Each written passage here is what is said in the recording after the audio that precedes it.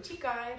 My name's Dana, your OT Guide, and today we're going to address helping their child improve their scissor control. So the activity I'm going to share actually works consistently. However, I must warn you, it is a bit silly, and it's all based around this analogy that your child is learning to drive a car. So I tell my children that their scissors are a car, and that the lines I draw on their paper are a road. And that when we drive our car, we can't fall off the road and crash. The other thing I do is I make sure to give my kids thick paper to cut, and I'm talking like cardstock. And what this does is it naturally slows their scissors down by creating more resistance. Not only that, it also builds up their hand strength tremendously. So if you don't have cardstock at home, that's completely fine.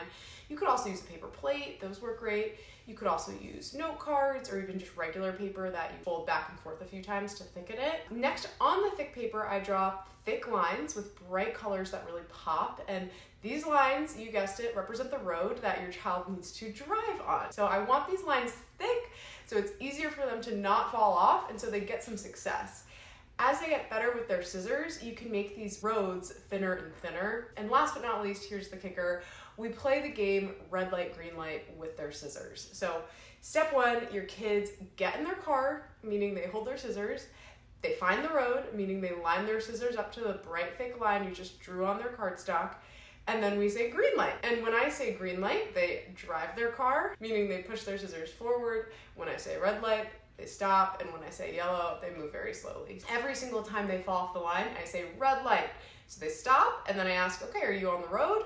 They say no, and we start the process over again. What this does is it builds awareness. It helps our kids see and identify when they have fallen off the target line. I have so many kids who just don't understand the concept of cutting on a line.